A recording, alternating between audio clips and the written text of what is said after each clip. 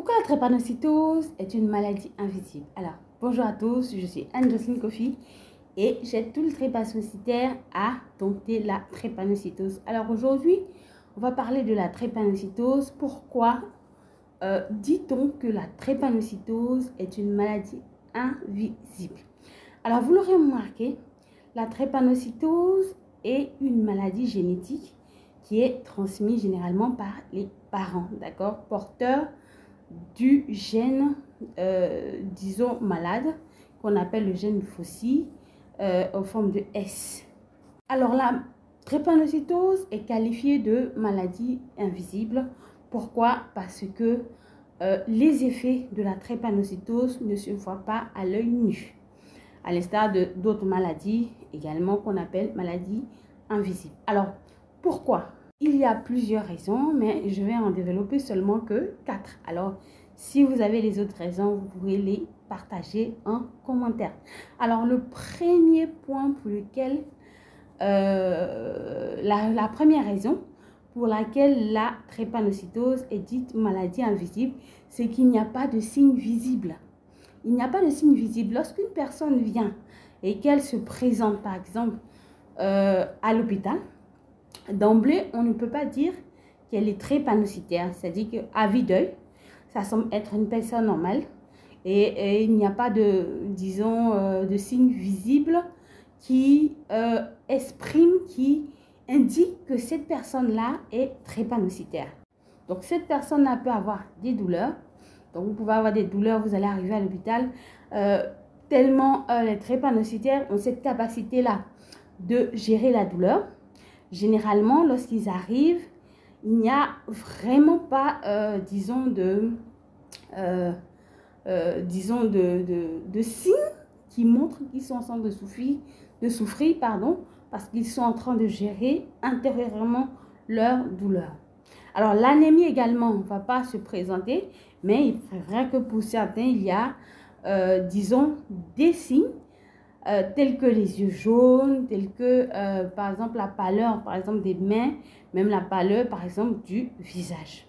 Alors, la deuxième raison pour laquelle la drépanocytose est une maladie invisible, c'est que les crises vaso-occlusives sont parfois silencieuses. Alors, lorsque vous avez les crises vaso-occlusives, lorsque le drépanocytaire a des crises vaso-occlusives, cela ne se présente pas sur son corps, à part les plus petits, les bébés, qui ont le symptôme main-pied, d'accord, où on voit, disons, les bras, les articulations en train d'enfler. Chez le drépanocytaire adulte, donc enfant de plus de 2 ans, 3 ans, 5 ans et adulte, ne présente pas sur le corps, disons, la douleur.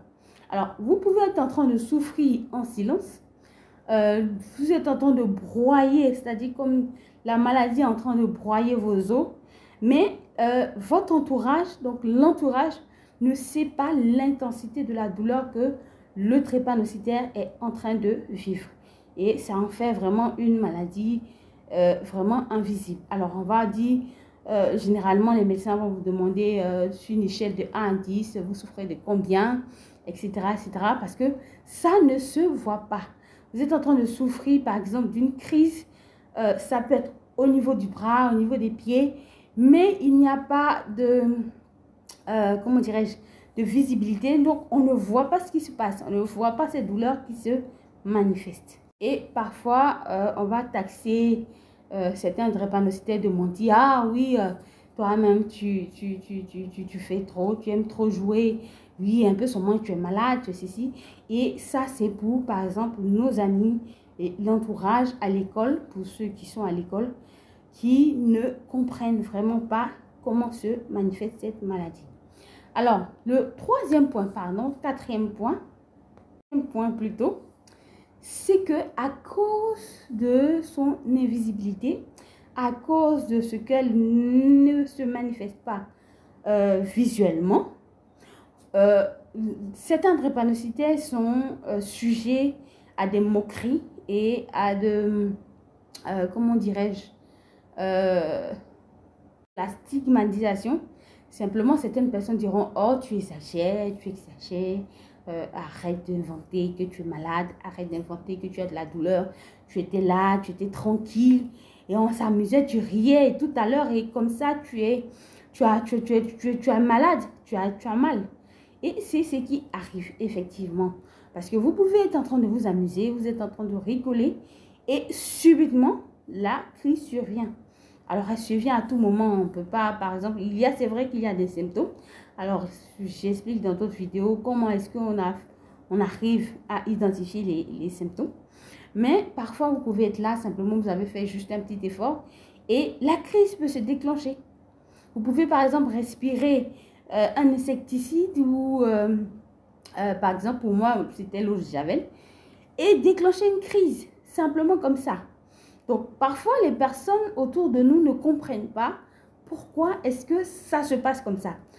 Donc, parfois, on va reprocher également à la personne d'être paresseuse parce que lorsque vous avez les douleurs, c'est tellement, disons, difficile, tellement dur de supporter la douleur que parfois, on reste en mode flemmard, couché, par exemple, sur nos lits ou, par exemple, à la maison. Et on est tout le temps à la traîne, tout ça à cause de l'anémie.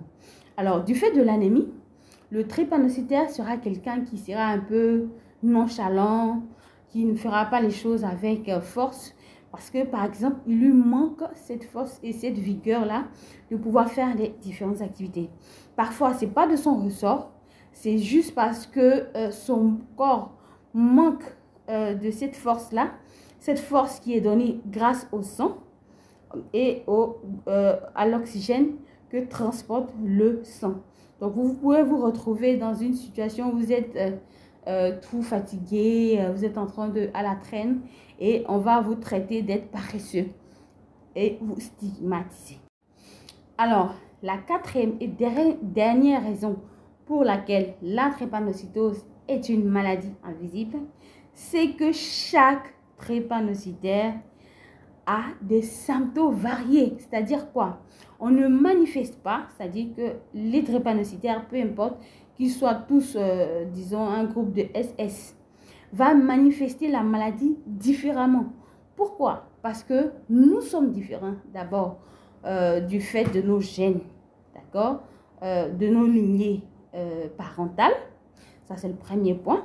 Le deuxième point, parce que nous sommes différents de l'environnement dans lequel nous vivons.